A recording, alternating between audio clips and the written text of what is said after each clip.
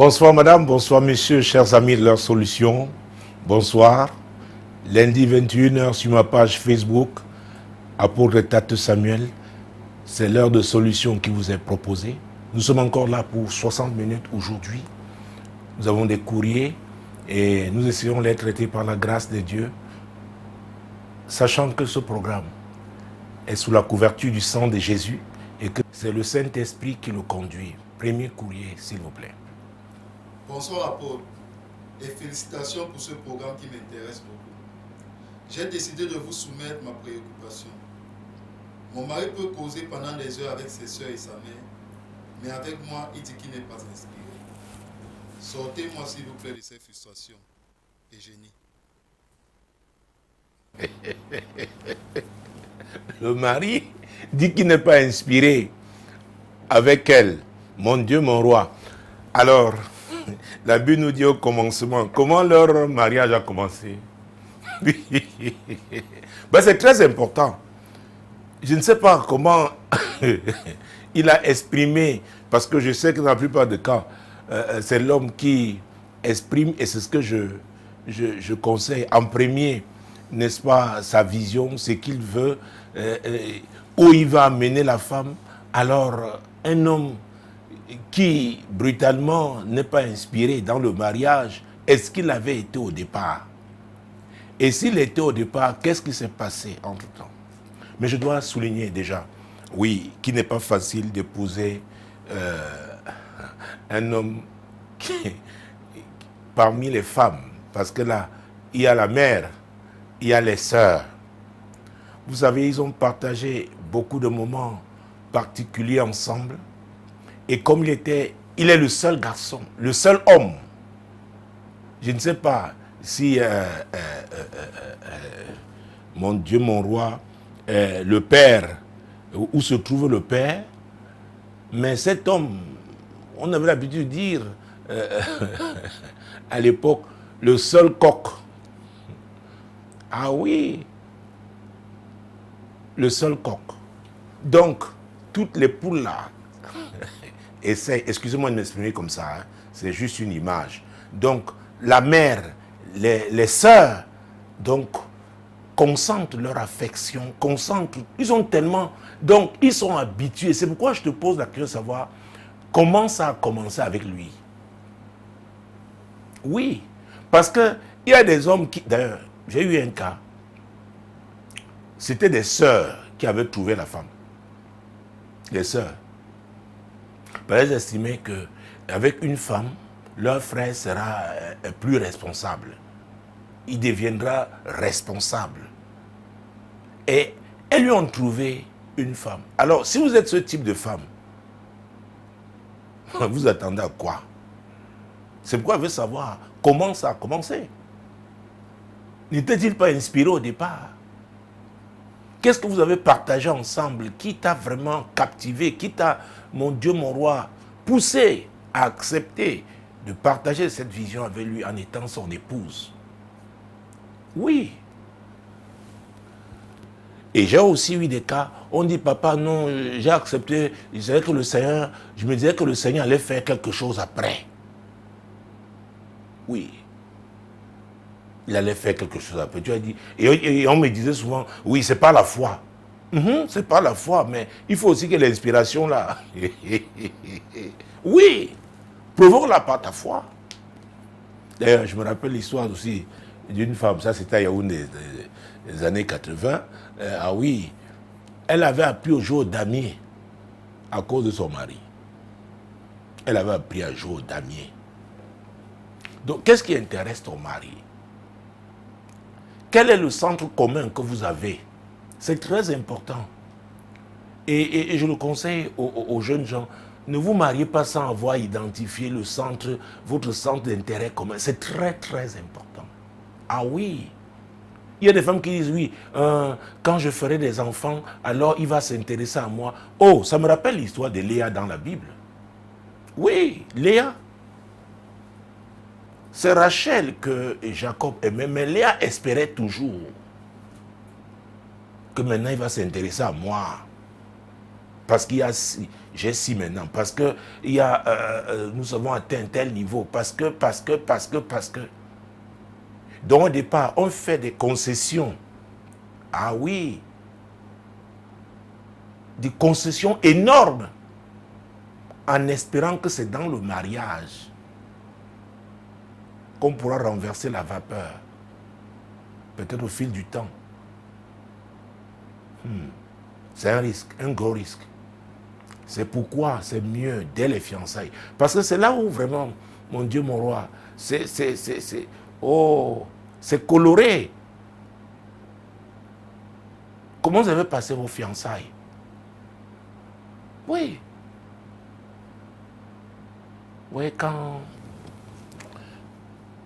mon Dieu, une jeune femme est fiancée, vous voyez, elle passe parfois des heures même avec son fiancé au téléphone.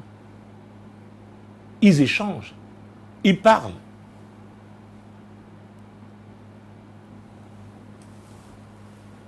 Il te dit qu'il n'est pas inspiré. Est-ce qu'il était au départ?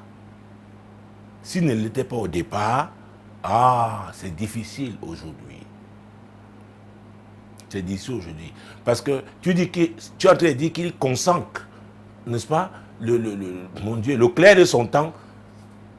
C'est ce que tu veux dire, avec sa mère et ses sœurs. Si c'était le cas quand vous étiez fiancés, ça ne fait que continuer. Tu l'as accepté. Tu l'as accepté.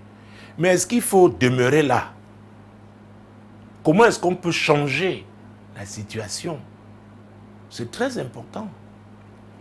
Déjà, si vous êtes chrétien, donc au moins vous priez ensemble. Ah oui, vous avez à partager la parole de Dieu. C'est important. Et comme je parlais des visions, n'est-ce pas, à l'entame de cette émission, vous allez quelque part, vous avez un but.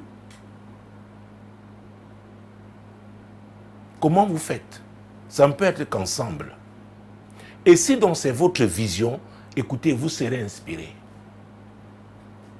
La vérité est que le plus souvent, il n'y a même pas de vision. Il n'y a pas de vision.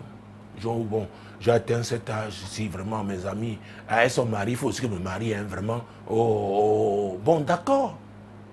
Après.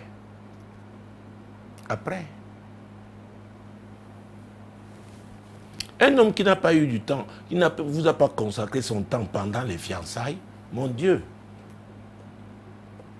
Vous attendez maintenant que, subitement, parce que vous êtes mariés,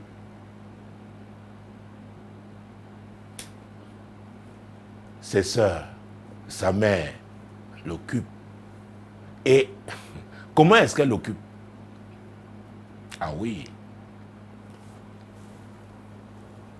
Parce qu'il y en a qui, même mariés, maintenant, les projets continuent d'être conçus par les sœurs et la mère. Il faut faire très attention. Pendant les 6 premiers mois l'année dernière, nous avons parlé de savoir s'arrêter. Et pour s'arrêter, véritablement, il faut déjà réaliser que vraiment quelque chose ne va pas. Et on va faire une évaluation. Oui. Ça ne va pas, oui. Qu'est-ce qui n'a pas marché? Pourquoi? Qu'est-ce qu'il faut réparer? Parce que ton mari, lui, il n'a pas de problème, hein? Il est heureux comme ça. Il est heureux. Tu te plains. Et il te dit clairement, vraiment, je ne suis pas inspiré. Toi, au moins, alors, sois inspiré. Ah oui. Vous savez, c'est pas évident. Alors, à vrai dire, le mariage, c'est une construction. Mais il faut une base. Et vous allez ensemble bâtir.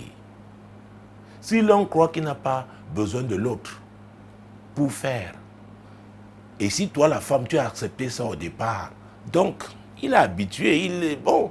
Peut-être même, et quand je parle de cartographie, souvent, il faut, j'ai dit, étudier le milieu, ses origines, ils viennent d'où, il a grandi où, comment, chez eux-mêmes, on traite les femmes.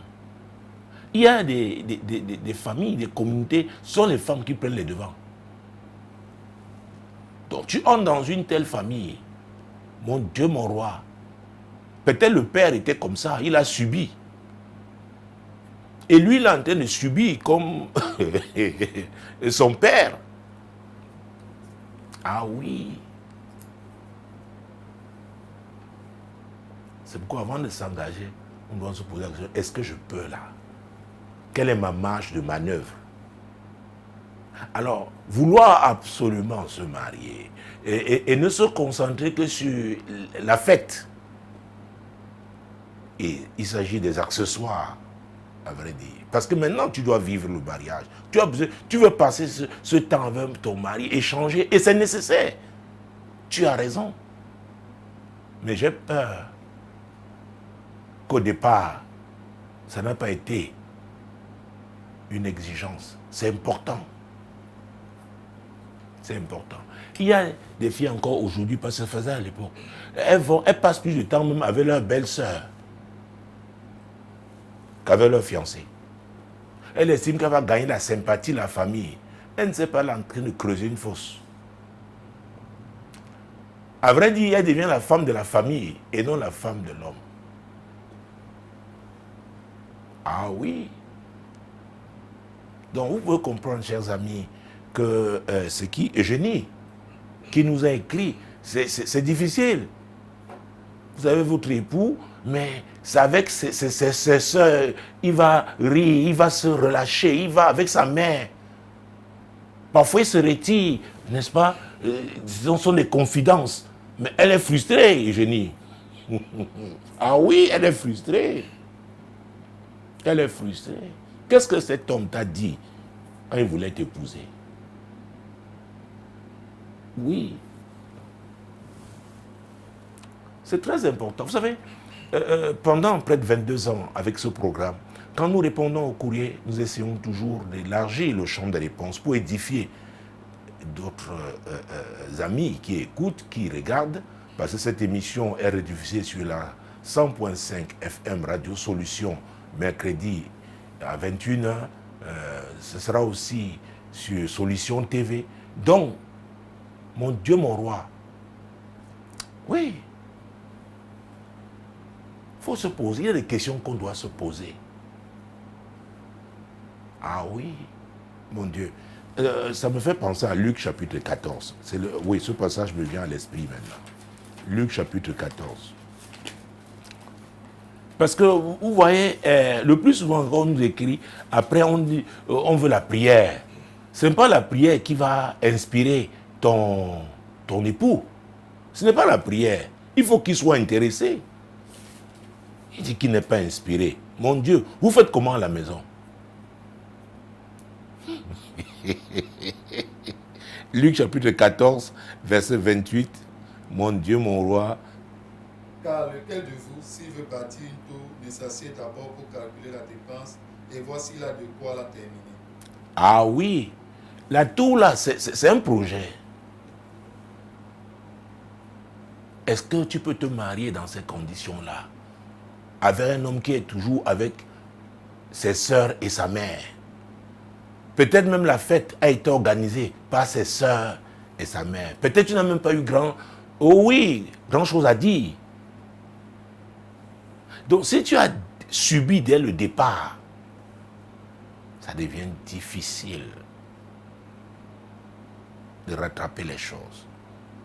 Donc vous qui aspirez au mariage, surtout que maintenant, dès la 45e minute, c'est la CIMAC, la Convention internationale du mariage chrétien. Ce n'est pas parce qu'on dit, oui, que nous sommes chrétiens, nous devons seulement prier, prier, prier. Il faut s'asseoir et calculer. Oui, Luc 14, verset 28 que nous avons lu. Ah oui, verset 29. De peur qu'après avoir posé les fondements, ils ne puissent l'achever et que tous ceux qui le verront ne se mettent à le railler. Ah oui.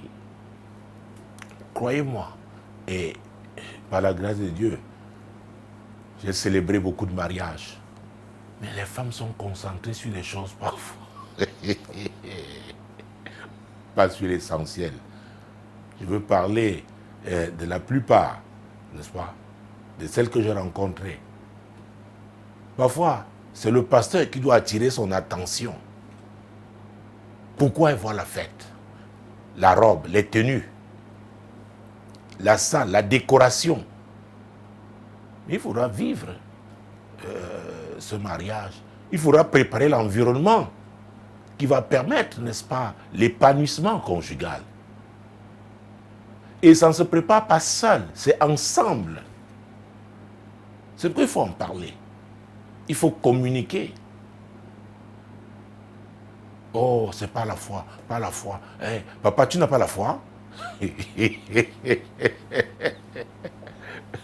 Pas la foi, ça va aller. Non, le Seigneur va faire. Hein? Et quand il n'est pas inspiré maintenant, on fait quoi? On fait quoi? N'épousez pas un homme qui n'est pas inspiré pendant les fiançailles. Ne l'épousez pas. Ah oui, ne l'épousez pas. C'est son inspiration même qui doit vous... Ah mon Dieu, il doit vous dire quelque chose. Il doit, mon Dieu, vous amener, marcher, vous balader. Il doit vous faire rêver quand même. C'est important. C'est important. Alors, si vous dites seulement oui, oui, mon Dieu, mon roi, ma dot, oui, la fête, et après, tous les invités là, après la fête c'est terminé, vous êtes maintenant à 2. Mais au départ, si vous avez laissé la mère et ses sœurs occuper le territoire, ce sera difficile de les déloger. J'allais même dire les déraciner. Ah oui, c'est important de le savoir. Donc, il faut s'asseoir, réfléchir. Un homme qui va toujours dire, ma mère a dit que mes sœurs ont, et vous laissez faire. Vous laissez faire. Ça va continuer. Ça va continuer. Et il y en a à la maison, même leur maison a été décorée par les sœurs. Oh. C'est-à-dire, on vous impose un cadre.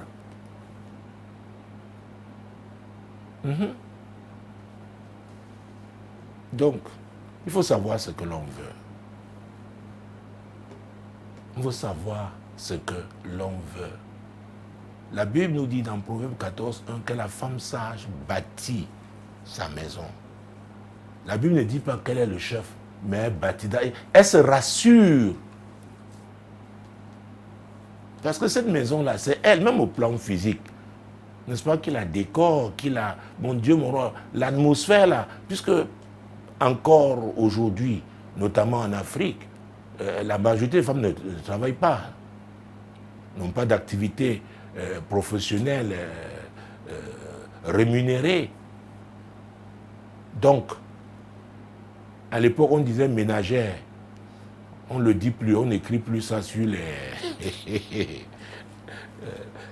actes de mariage, ni sur les actes de naissance des enfants.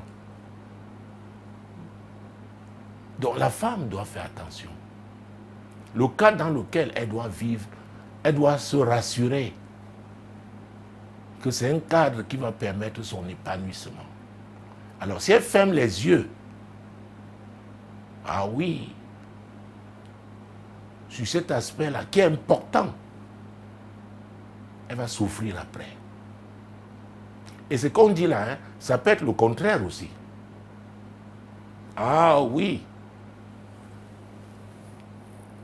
Parce que le courrier des génies ne doit pas seulement nous embrigader dans le cas où il s'agit d'une femme qui a épousé un homme et qui n'a que des sœurs et plus leur mère.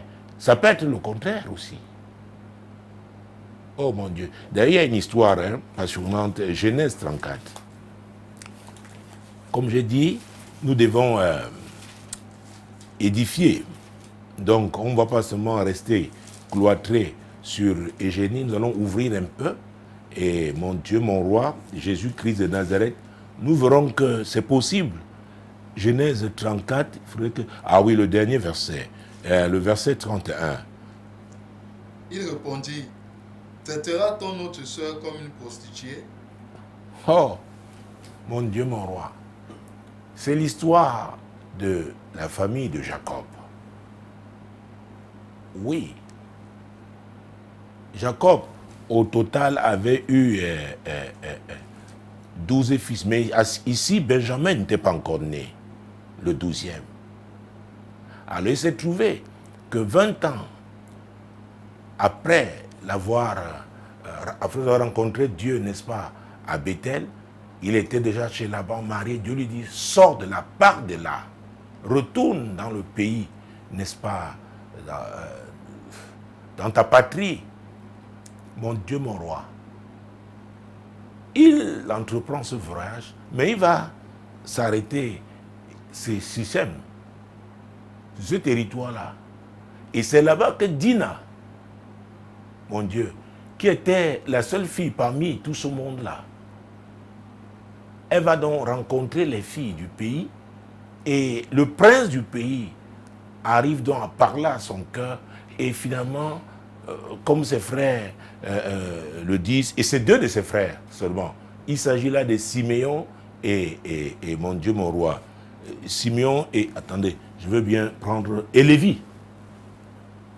Traitera-t-on notre sœur comme on traite une prostituée? Je pense qu'ils ont juste exprimé ce que les autres pensaient.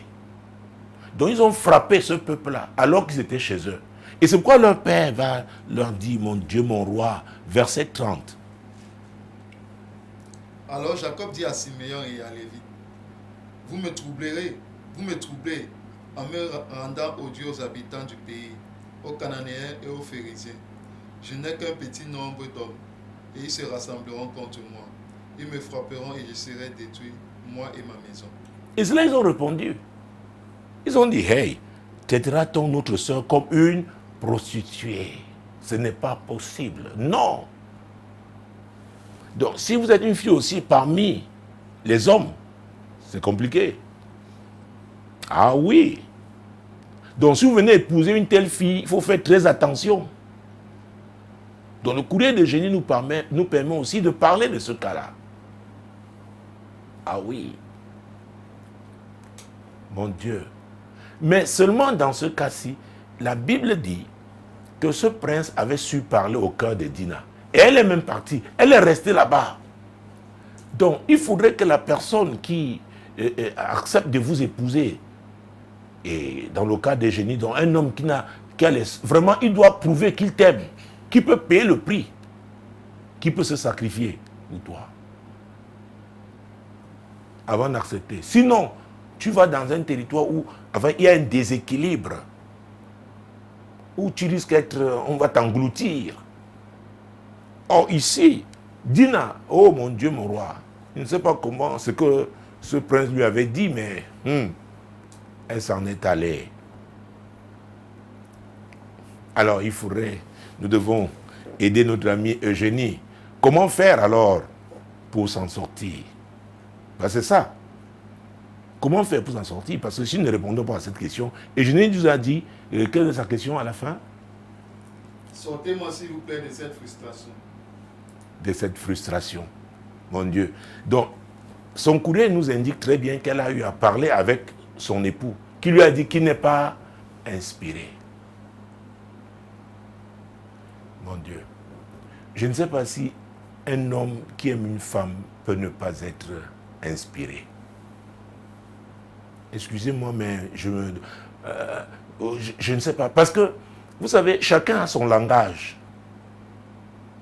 Chacun a son langage. En ce qui concerne l'expression de son amour. Cette question-là, à vrai dire, je n'irai pas jusqu'à dire qu'elle m'effraie, mais ça couvre beaucoup de choses. Dire sèchement, je ne suis pas inspiré. Alors, regarde tous les autres aspects de votre vie. Oui. Comment est votre vie intime en tant qu'époux? Et comment même à table vous vous comportez? Est-ce que vous mangez ensemble? Parce que il y a des gens qui ne mangent pas ensemble et ils croient que... Attends. Vous savez, c'est difficile d'essayer de faire des choses à la place des autres. C'est très difficile. Surtout, Eugénie ne nous dit même pas depuis combien de temps elle est mariée. Elle ne nous dit pas. Parce que parfois, ça a rongé. Il y a eu une érosion profonde.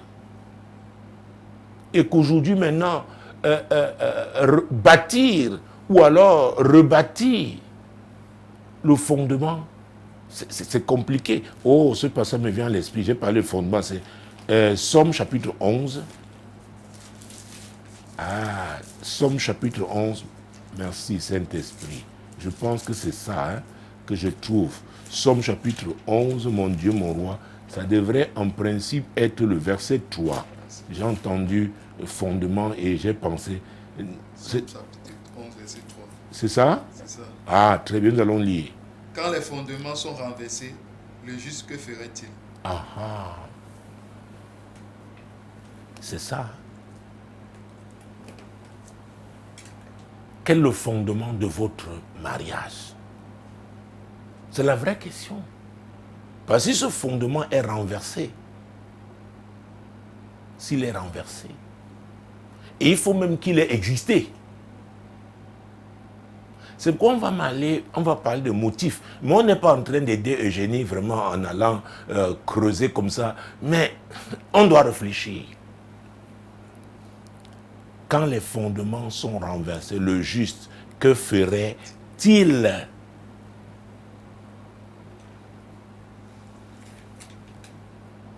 Et mon Dieu, oh Jésus-Christ Nazareth, est-ce que le deuxième courrier, attendez voir, excusez-moi, je ne sais pas s'il peut avoir une relation avec le deuxième courrier, je ne sais pas. Essayons de voir, parce que comme ça on gagnera. Bonjour apôtre. C'est après avoir intensément prié sans issue que je vous écris pour vous poser une question importante. Comment vivre avec un homme menteur? C'est le cas de mon mari. Qui nous écrit? Mirabel. Ah, Mirabel, oui. Mirabel. Vous voyez? C'est le mot fondement qui me pousse au deuxième courrier. Le fondement. Le fondement. Comment vivre avec un homme menteur. Alors, prenons, attendez, je pense l'évangile de Jean. Vous savez, ça nous permet de traiter plusieurs courriers à la fois et comme ça, on avance. Ah, Jésus-Christ de Nazareth. Il ne faut pas fermer les yeux sur la notion de fondement. Elle est essentielle. Jésus-Christ de Nazareth, Jean chapitre 8, je cherche le verset, est-ce que... 44, très bien, oui.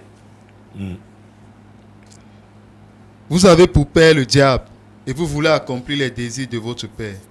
Il a été meurtrier dès le commencement et il ne se tient pas dans la vérité, parce qu'il n'y a pas de vérité en lui. Lorsqu'il profère le mensonge, il parle de son propre fond, car il est menteur et le père du mensonge. La dernière partie, nous allons le lire. Lorsqu'il profère le mensonge, il parle de son propre fond, car il est menteur et le père du mensonge. Mon Dieu.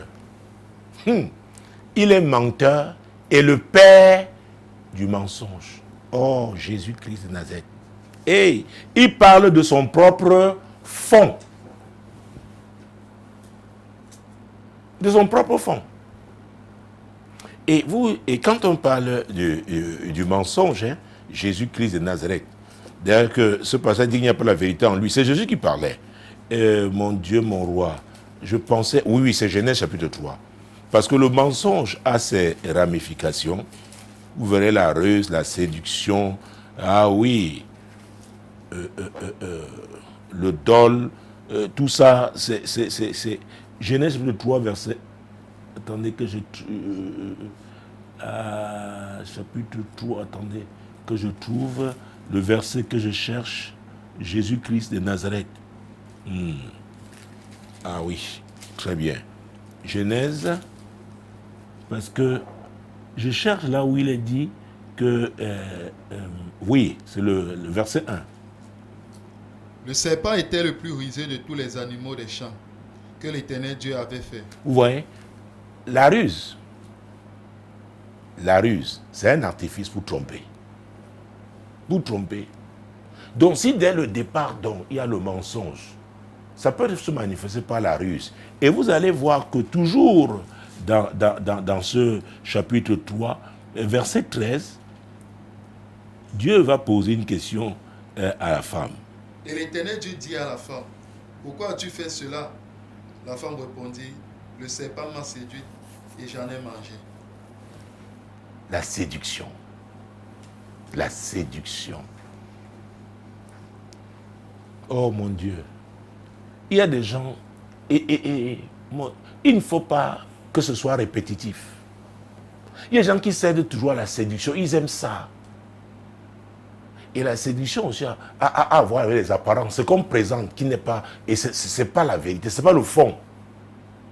C'est ça qu'on soigne, c'est ça qui... Et c'est pourquoi, quand on est chrétien, Jésus a dit dans Jean 8, 32, vous connaîtrez la vérité. Lui qui est le chemin, la vérité et la vie. Vous connaîtrez la vérité. Vous allez embrasser la vérité parce que vous l'appréciez. Et vous allez laisser la vérité vraiment être le fondement de votre vie. Ça veut dire que vous ne pourrez pas cheminer, marcher avec un menteur ou une menteuse. Et c'est pourquoi l'apôtre Paul, dans Romains chapitre 12, vous voyez, on a les deux courriers à la fois. Je répondais déjà en disant, en rappelant les enseignements l'année dernière, n'est-ce pas, les 6 premiers mois, savoir s'arrêter. Savoir s'arrêter.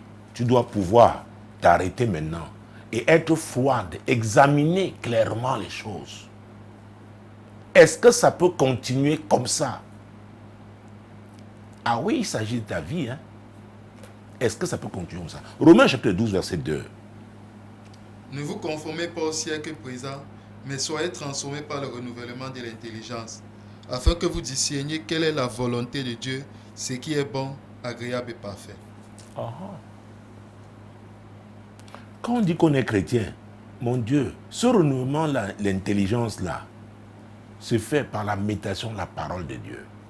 C'est-à-dire que votre mariage a pour fondement quoi? La parole de Dieu, donc la vérité. La vérité. Et c'est pourquoi le livre de Somme, chapitre 127, verset 1. Ah oui, on peut parler d'église à cette époque-là. Mais Dieu, l'Éternel ne change pas. C'est ce qu'il a dit dans Malachie. Somme 127, verset 1. Si l'Éternel ne bâtit la maison, ceux qui la bâtissent travaillent en vain. Si l'Éternel ne garde la ville, celui qui la garde veille en vain. Donc, mon Dieu, nous nous adressons en même temps à Eugénie et à Mirabel.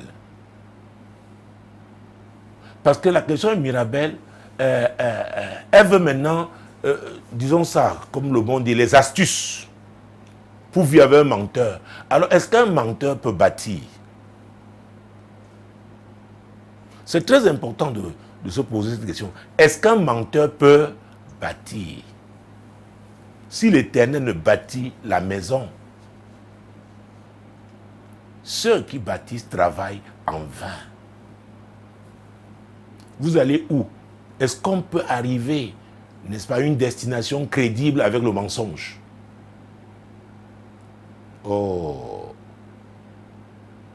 C'est pourquoi il faut s'arrêter. Il faut s'arrêter.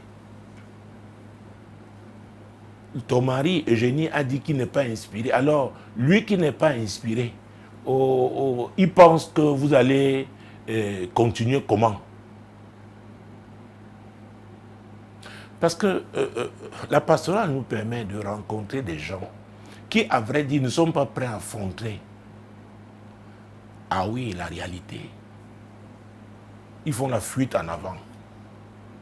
Ils savent que ça ne va pas. Et excusez-moi pour notre amie Mirabel, elle veut maintenant un moyen pour vivre avec un menteur. À vrai dire, il faut embrasser le mensonge. Et tu embrasses le mensonge, c'est la destruction. Et si toi tu veux marcher avec la vérité, le mensonge va œuvrer pour te déstabiliser, pour te ronger, c'est très compliqué. À partir de quand, Mirabel, tu as su que ton mari était menteur? Il y a des cas vraiment tristes. L'homme a menti, oh mon Dieu, il a menti dès les fiançailles. Il y a l'histoire de cette femme, mon Dieu. Non, je ne parlerai pas de cette femme-là.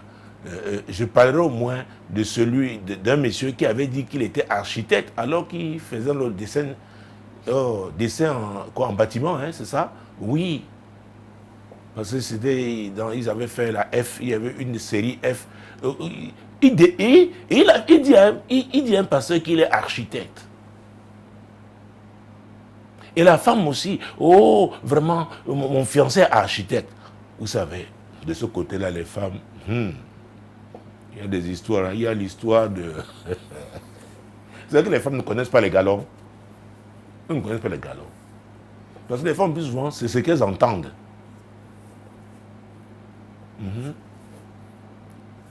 Je ne sais pas comment ça avait sonné, maréchal dans la tête d'une femme. Elle est dans la brigade de gendarmerie. Elle croyait qu'elle venait rencontrer, mon Dieu, un officier supérieur. Oh, le monsieur avait 2 V jaunes. Peut-être n'a pas entendu le maréchal de logis. Elle a dit, maréchal, ça a sonné, mon Dieu, mon roi. Et quand elle est dans cette brigade, elle tombe sur le commandant adjudant-chef qui dit, oh madame, oui, je cherche le maréchal.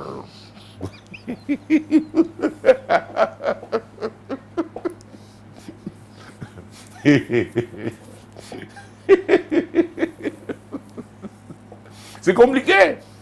Donc elle vient vous rencontrer, vous le passez avec assurance. L'homme lui a dit qu'il est architecte. Mais quand vous parlez avec un tel monsieur, quand même, quelqu'un qui a fait dans l'architecture, c'est bac plus 5. Hein? Généralement, c'est bac scientifique. Donc, il y a quand même une base qui... Vous voyez, mais il est architecte.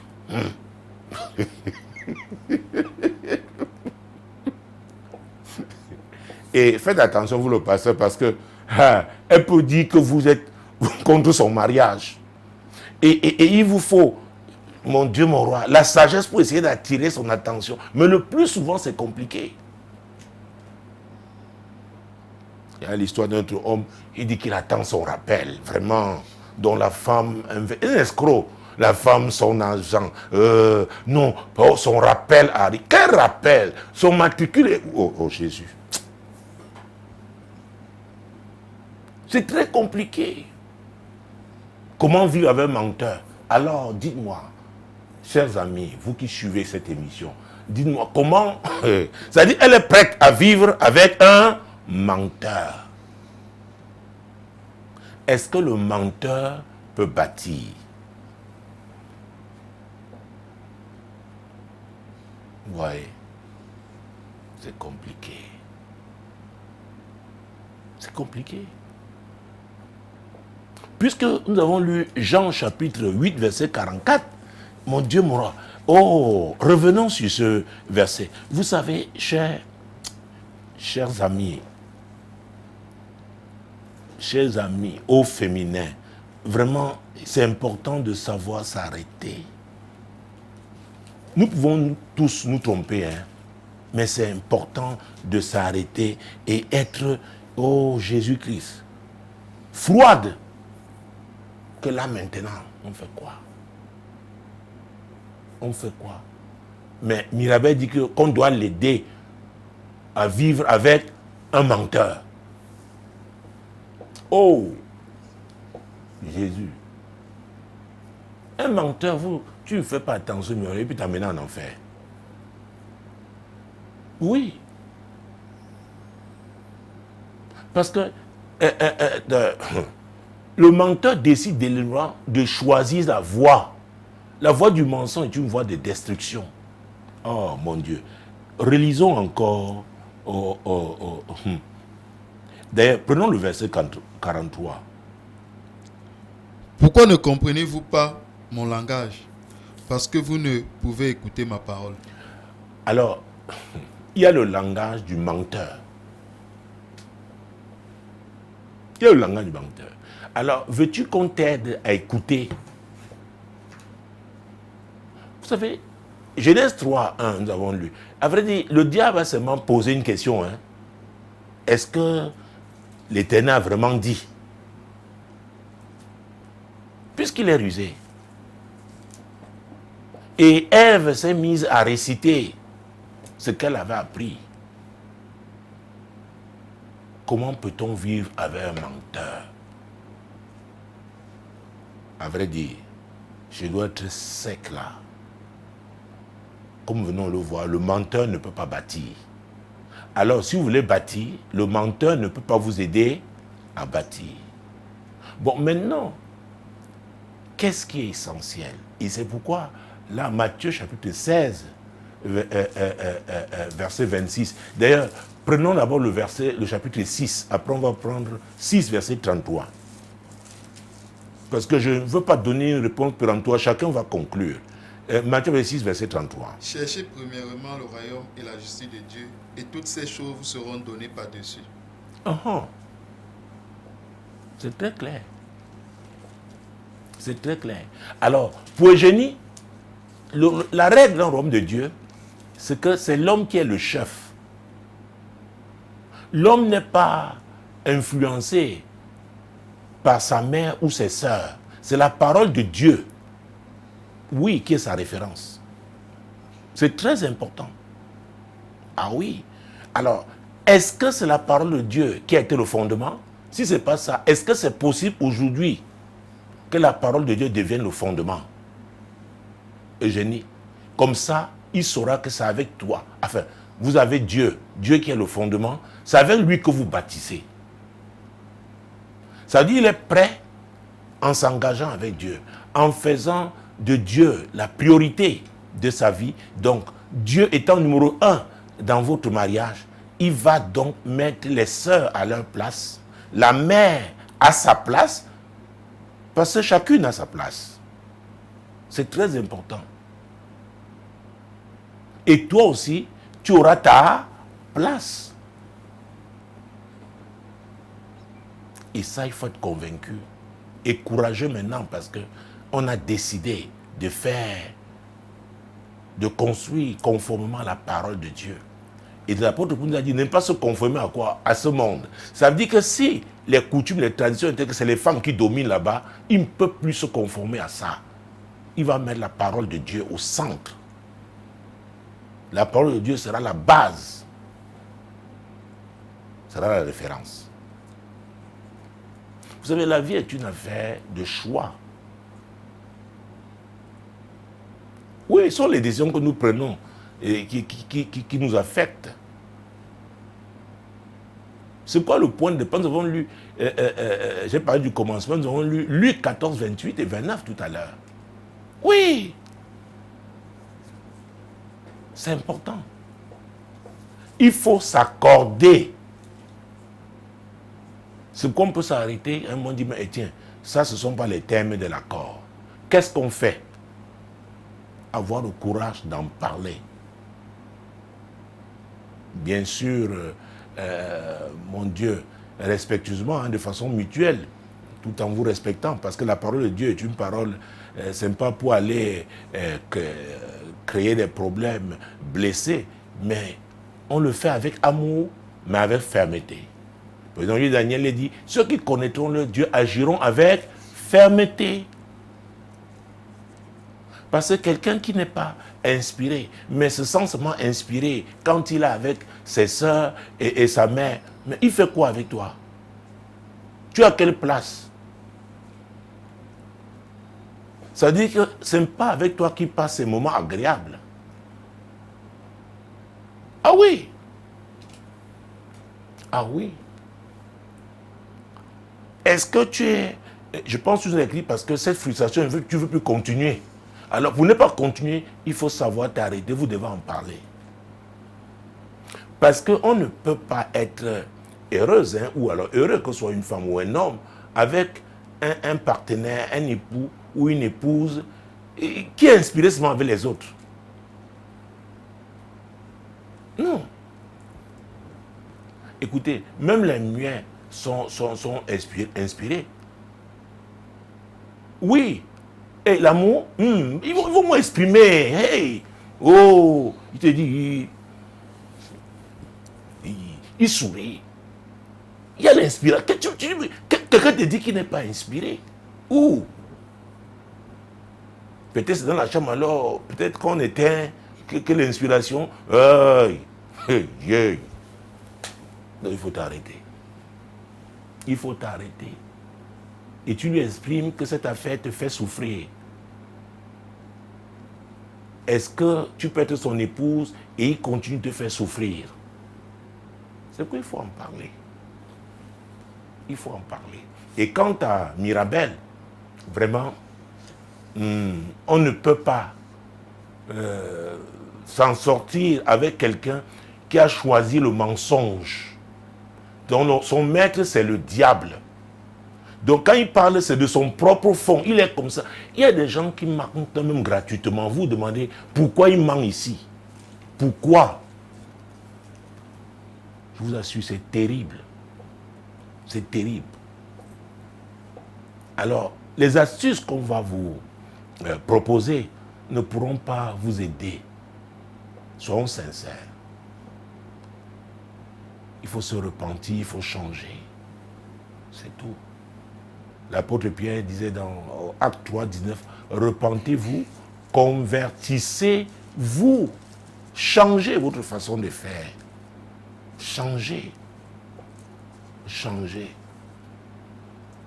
Bon, je sais, parce que ça m'est... J'ai eu affaire à voir, me retrouver dans ce genre de situation où on vous dit, oui, alors voilà, maintenant on fait comment alors, hein? Il y a les enfants, on fait quoi? Et c'est moi qui venais te dire, c'est que, oh mon Dieu, on devait être dans la CIMAC, la Convention internationale du mariage chrétien. Alors, bonne transition, le fondement. Le fondement. Et nous avons... est-ce que vous avez déjà lu Matthieu 16, 26? Ah, très bien. Mesdames, messieurs, bienvenue, je vous accueille, chers amis. Pour ceux qui s'intéressent seulement à cette partie, vous êtes les bienvenus. Ah oui, nous parlons du mariage chrétien. Nous avons lu pendant que nous répondions aux deux premiers courriers, nous avons lu Matthieu 6, verset 33. Je disais, cherchez premièrement le royaume et la justice de Dieu. Et toutes ces choses, le mariage n'est pas une fin en soi. C'est très important de le savoir. Et c'est pourquoi nous avons lu le verset 26 de Matthieu 16. Et que servirait-il à un homme de gagner tout le monde s'il perdait son âme? Ou que donnerait un homme en échange de son âme? Ah. Donc vous n'allez pas laisser le mariage vous détruire. Parce que le deuxième courrier, Mirabel, nous demandait, voulait avoir des astuces, comment vivre avec un menteur. Vraiment, c'est pas possible, il ne peut pas bâtir. Donc, puisque nous parlons de la Convention internationale du mariage chrétien, alors, vous ne pouvez pas vous engager dans un mariage en tant que chrétien, n'est-ce pas, si le fondement n'est pas la vérité. C'est très important.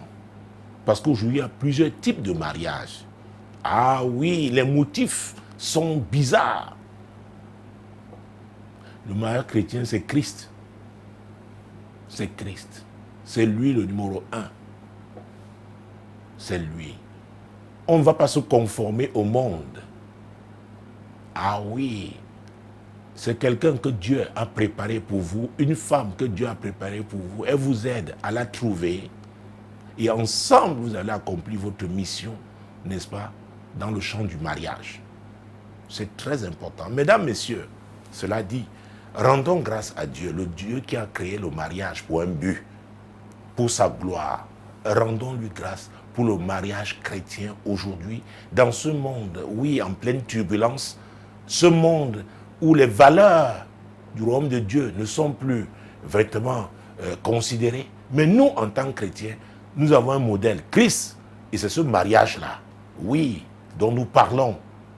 Et nous voulons le présenter au monde pour dire qu'on peut faire, n'est-ce pas, différemment. Seigneur, merci. Merci pour le mariage que tu as suscité. Tu l'as suscité pour un but. Seigneur, oui, ce mariage est conforme, mon Dieu, mon roi, à ta parole. À ta parole. À ta parole. Au nom puissant de Jésus-Christ. Oui, Seigneur, mon Dieu, mon roi. Vous connaîtrez la vérité vous affranchira. C'est Matthieu 8, verset 32. Mon Dieu, mon roi. Hey, est-ce que vous faites le choix de la vérité pour votre mariage? Vous voyez les deux courriers que nous avons eu aujourd'hui, c'est le cas des gens déjà mariés. Donc c'est la troisième catégorie. Donc, nous avons trois catégories. Les jeunes en âge de se marier, et donc ils aspirent au mariage. La deuxième catégorie, c'est ceux qui, c'est le rattrapage. Ils ont un certain âge, nous avons dit 40 ans à mon temps, aussi bien hommes comme femmes, et qui disent à Dieu, peut-être nous nous sommes trompés dans le passé, ou alors nous avons laissé le retard pour une raison X ou Y, nous n'avons pas su exploiter les opportunités. Et maintenant, nous voulons le rattrapage. Oui. Dans tous les cas, les deux premiers cas, Jésus, le chemin, la vérité et la vie. Le mariage, ce n'est pas pour la destruction. Ce n'est pas pour la destruction. Alors nous allons prier. Les jeunes gens qui aspirent au mariage, ils sont en âge de se marier et ils sont laissés préparer par Dieu. Ça veut dire qu'ils peuvent affronter les défis dans le cadre du mariage. Donc ils sont prêts à s'engager. Mon Dieu, nous allons prier. Parce que nous avons dit ici que ce programme, nous avons prié pour qu'il soit un carrefour de rencontres. Ah oui, la rencontre des étoiles. Vous êtes une étoile, vous devez briller. Briller dans le cadre du mariage. Et cela n'est possible qu'avec une autre étoile. Oui, il s'agit de deux personnes que Dieu a préparées pour le mariage. Oh mon Dieu, mon roi. Nous allons prier pour que cette catégorie-là puisse identifier, chacun en ce qui le concerne, oui, son étoile, au nom puissant de Jésus. Seigneur, les jeunes gens qui aspirent au mariage, Seigneur, que ce soit pendant la précipitation. Oh Dieu Tout-Puissant, tu nous as parlé de discernement. Oui, avec l'apôtre Paul dans Romains 12, 2. Seigneur, nous prions au Dieu afin que chacun puisse reconnaître, Seigneur, celle que tu as préparée pour lui, celui que tu envoies. Seigneur, nous prions pour cela au nom puissant de Jésus-Christ. Au nom puissant de Jésus. Oui, Seigneur. Et cela est valable aussi pour la deuxième catégorie, parce que dans tous les cas, il faut identifier. Oui. Celui ou celle que Dieu, oui, a préparé pour vous. Mon Dieu, mon roi. Quel que soit le lieu où la personne se trouve dans ce monde. Ah, comme nous avons pris du temps, nous avons prié pour les deux catégories. Prions pour que les barrières hostiles à la rencontre tombent au nom puissant de Jésus. Ces rencontres prophétiques doivent avoir lieu aussi bien pour les jeunes qui aspirent au mariage que pour ceux qui sont dans le rattrapage. Mesdames, messieurs, prions, renversons ces barrières hostiles aux rencontres prophétiques en ce qui concerne le mariage au nom puissant de Jésus. Éternel notre Dieu, tu es le Dieu, oui, qui a conçu son plan, qui établit les programmes. Seigneur, tu es Dieu. Oh Père, nous sommes en accord. Les amis de l'heure de solution, nous sommes en accord. Oui, prions en accord. Nous sommes en accord. Seigneur, les barrières, oui, hostiles, oui, qui s'opposent aux rencontres, mon Dieu, mon roi, prophétique en ce qui concerne le mariage. Seigneur, ces barrières, nous les dénonçons ce soir encore, au nom puissant de Jésus. Nous les dénonçons dans ce programme, au nom puissant de Jésus. Dénonçons-les et renversons-les. Père, au nom puissant de Jésus, nous dénonçons ces barrières hostiles aux rencontres prophétiques en ce qui concerne le mariage. Les personnes que tu as préparées, selon ton plan, Seigneur, ces étoiles qui doivent se rencontrer. Oh Dieu, ce qui s'oppose à ces rencontres-là, nous l'appelons, oui, barrières hostiles. Nous renversons ces barrières hostiles au nom puissant de Jésus. Nous renversons ces barrières hostiles au nom puissant de Jésus-Christ. Au nom puissant de Jésus-Christ. Écoutez, Hier, j'ai rencontré, j'ai prié pour une jeune femme qui est en ce moment à l'aéroport parce qu'elle va du côté de l'Europe du Nord. Elle va retrouver donc son époux qui a, ah oui, fait des pieds et des mains pour venir l'épouser au Cameroun. Il est venu avec sa famille. Et ce qui s'est passé, mon Dieu, mon roi, c'est qu'un de ses amis aussi, quand il a vu, son ami lui a dit, je vais me marier, lui aussi a dit, bon, je prends mes vacances, je vais aller aussi, peut-être je trouverai là-bas. Vous savez, on l'a refoulé à l'aéroport. Parce qu'il avait, on m'a dit, l'ancien visa, et on parlait maintenant de nouveau visa. Il a eu un problème, mais ça pouvait être surmonté. Peut-être c'est la fille qu'il devait rencontrer au Cameroun qui avait des problèmes.